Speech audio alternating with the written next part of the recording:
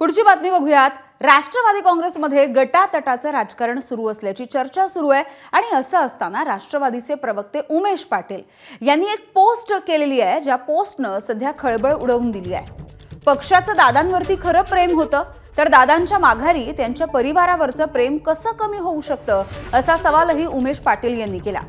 दादांच्या नावावरती, विश्वासावरती, दादांनी दिलेल्या संधीवरती आयुष्यभर मोठे झालेले लोक दादांच्या परिवाराला मानसिक त्रास होईल असं वातावरण निर्माण करत असतील तर त्याचं खरंच त्या सगळ्यांचं दादांवरती प्रेम होतं का, की दादा सत्तेमध्ये होते तोवरच त्यांचं प्रेम होतं असा सवालही उमेश पाटील यांनी केलाय। त्यामुळे त्यांचा रोख नेमका कुणाकडे आहे या पोस्टच्या माध्यमातून अशी देखील चर्चा रंगली आहे।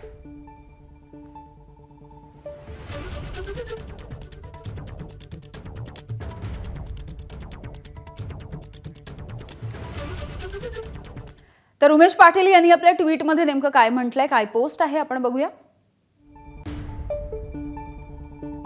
दादांनी दिलेल्या संधीवरती मोठे झालेले काही लोक दादांच्या परिवाराला मानसिक त्रास होईल असं वातावरण निर्माण करत असतील तर मनामध्ये एक प्रश्न निर्माण होतो, यांचं दादांवरती खरंच प्रेम होतं का, की दादा सत्तेत होते तोपर्यंत ते प्रेम होतं? दादांच्या माघारी त्यांच्या परिवारावरचं प्रेम कमी कसं होऊ शकतं? दादांच्या पक्षाच्या फांदीवर बसून त्याच फांदीवरती कुऱ्हाड चालवल्यामुळे कुणाचं राजकीय भलं होईल? दादा म्हणतील, मी गेल्यानंतर माझ्या माणसांना तुम्ही जपलं की त्यांनाच एकटं पाडलं?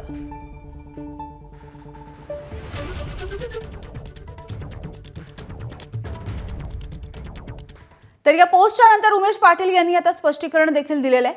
मात्र कोणत्याही नेत्याचं त्यांनी नाव घेतलेलं नाहीये। तर पाटील यांच्या पोस्टवरती राष्ट्रवादी काँग्रेसमधून देखील काही प्रतिक्रिया उमटलेल्या आहेत, जाणून घेऊया। मानसिक त्रास देण्याचं काम, खोट्या बातम्या पुरवण्याचं काम, अजेंडा चालवण्याचं काम हे केलं नाही पाहिजे। जर कोण करत असतील तर त्यांनी आत्मचिंतन केलं पाहिजे, थोडी तरी त्या ठिकाणी आपण संवेदनशीलता ठेवली पाहिजे। असं आहे की अजितदादांवर प्रेम होतं नव्हतं, आता ते कुणाबद्दल ते बोलतात, काय बोलतात ते त्याच्यामध्ये काही स्पष्ट नाही आहे। पण अजितदादांवर प्रेम होतं म्हणूनच आम्ही सगळे जे अजितदादांबरोबर जे आहे त्या पवारसाहेबांना सोडून इकडे आलेलो होतो, हे पण लक्षात घ्यायला पाहिजे। पक्षात काही चांगलं म्हणजे कोण म्हणतं ते चुकीच चाललेलं नाही। राज्याच्या उपमुख्यमंत्री सुनेत्राबाई पवार यांच्या मार्गदर्शनाखाली तटकरे साहेब असतील, भुजबळ साहेब असतील, प्रफुल्लभाई पटेल असतील यांच्या नेतृत्वाखाली पक्ष हा बळकट आहे आणि पक्षाच्या सगळ्याच कार्यकर्त्यांना निश्चित प्रकारे न्याय देण्याची भूमिका या सर्वच आमच्या नेते मंडळी असतील आणि सुनेत्राबाई आमच्या प्रमुख आहेत। सुनेत्राबाई जो काही निर्णय घेतील तो आम्हा सर्वांना मान्य असतो।